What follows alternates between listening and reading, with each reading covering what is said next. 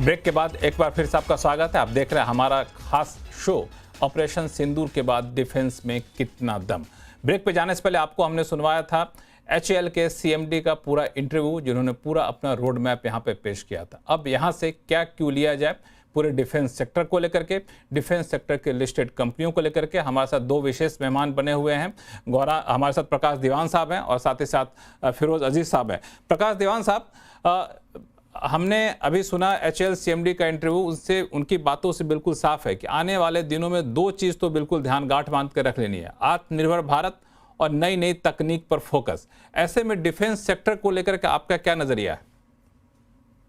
देखिए लक्ष्मण जी, जो जैसे इन्होंने समझाया बहुत क्लियर है कि जो 8-10 साल पहले नींव रखी गई थी आत्मनिर्भरता की, वो एक बहुत ही बढ़िया उम्दा शुरुआत मानी जाएगी। ऑपरेशन सिंदूर ने किया क्या है कि उसको लगाम दी है।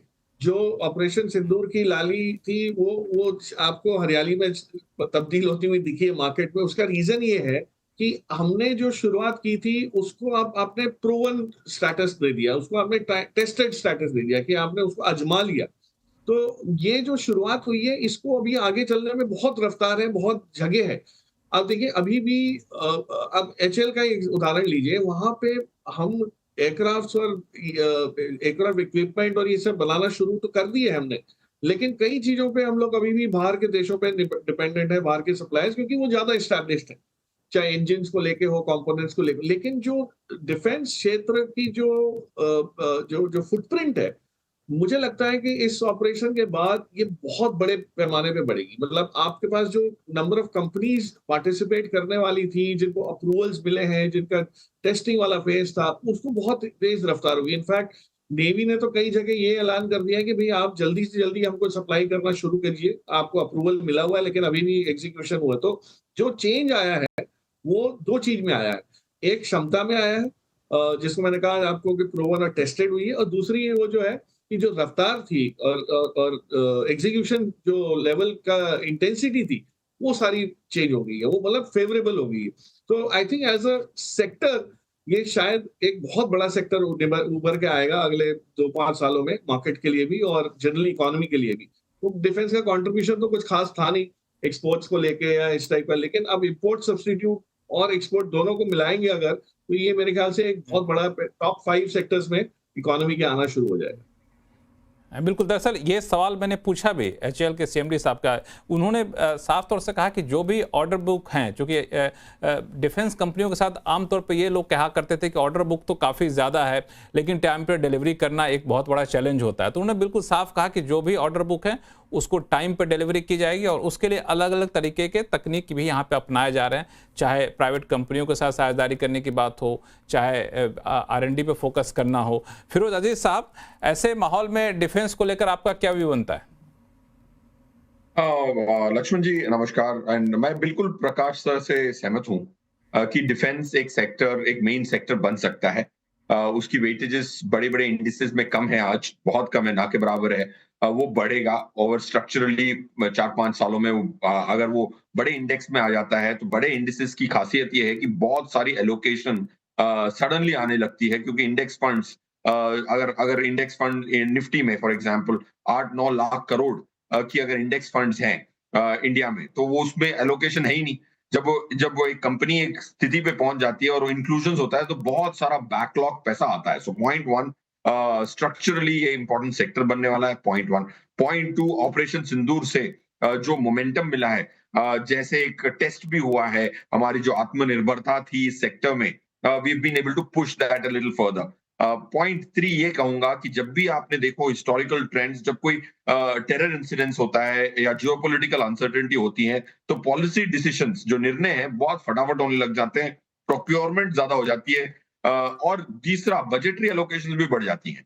तो इसके चलते क्या होता है कि ऑर्डर बुक तो आती है, बट जो पॉलिसी डिसीजंस हैं, जो बहुत बड़े इंपेडिमेंट्स होते हैं, वो काफी स्विफ्ट हो जाते हैं।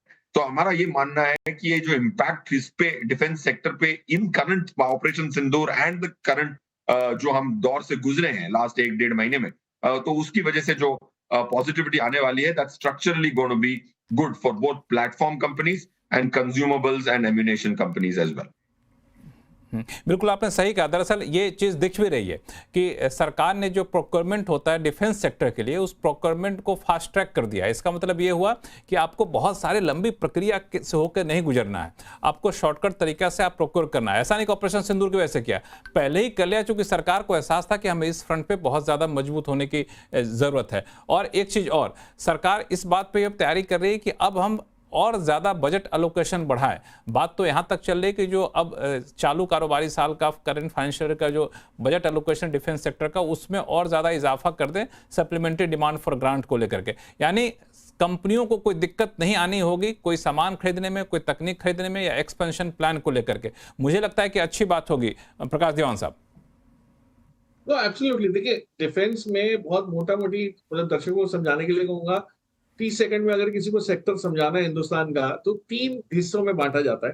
पहला आपका होता है जो हार्डवेयर या जो इंजीनियरिंग या आर्टिलरी साइड का होता है, कि जहाँ पे आप टैंक्स बनाते हैं, बंदूकें बनाते हैं, ये सब बनाते हैं। दूसरा जो है वो गोला बारूद वाला होता है, एम्यूनिशन वाला होता है, कि उसके अंदर क्या जा रहा है, वो रॉकेट में जा रहा है या वो इसमें मिसाइल्स में जा रहा है। तो गोला बारूद वाला एक सेगमेंट होता है। और जो थर्ड है वो इलेक्ट्रॉनिक वॉरफेयर वाला है, जहाँ पे टेलीमैटिक्स, इलेक्ट्रॉनिक्स, वो सारी चीजें आ जाती है। अब मजे की बात यह है कि हमारी क्षमता तीनों क्षेत्र में बहुत बढ़िया तरह से उभरती दिख रही है।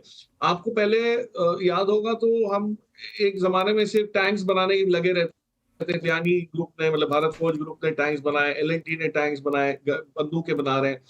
वो ये रहा है लक्ष्मण जी, कि ग्लोबली जो बड़े देश थे जहां से ये सब चीजें आया करती थी, यूक्रेन एक बहुत बड़ा देश है जहां से ये आती थी। अब उनका खुद का ही विवाद, मतलब जो युद्ध वहां जो चल रहा है उसमें वो खत्म हो चुके हैं, तो जो सप्लाई आ रही थी वो बंद हो गई। तो हम लोग ने ये सब चीजें आत्मनिर्भर होके बनाना शुरू कर दिया और अब एस्टैब्लिश कर दिया।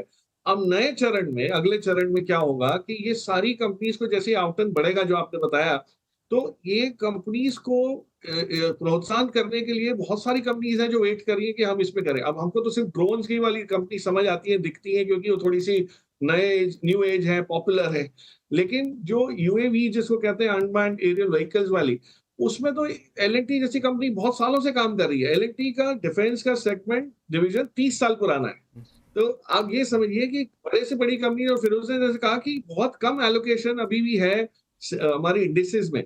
लेकिन अगर एल&टी जैसी कंपनी ये चीज को फोकस करना शुरू कर देंगी, अदानी ग्रुप ने जिस टाइप का काम किया और इस बार ड्रोन्स जो बने हैं, जो इस्तेमाल हुए हैं, वो देखा है, तो आई थिंक बहुत बहुत जल्दी आपको इसके अंदर एक ग्रोथ ऐसी दिखेगी जो शायद हम अभी उसका अनुमान नहीं लगा पा रहे। तो मेरे बिल्कुल, ये मुझे लगता है कि जिस तरीके से हमने जब बातचीत जो आप कह रहे हैं, बिल्कुल ये साफ तौर से डिफेंस कंपनियों को भी समझ है। यही वजह कि एचएएल के सीएमडी साहब ने साफ तौर से कहा कि हमारा फोकस टेक्नोलॉजी पर, हाई एंड टेक्नोलॉजी पर, एआई जैसी चीज़ों पर बहुत ज़्यादा रहने वाला है, क्योंकि जिस तरीके से नए डिमांड है वो उसी को पूरा करता है और इस तरफ कंपनियाँ भी फोकस करेंगी। चलिए, आप सही मेहमानों का बहुत बहुत धन्यवाद हमारे साथ जुड़ने के लिए इस स्पेशल शो में। फिलहाल इतना ही। देखते रहिए सी न्यूज़ की आवाज़। नमस्कार।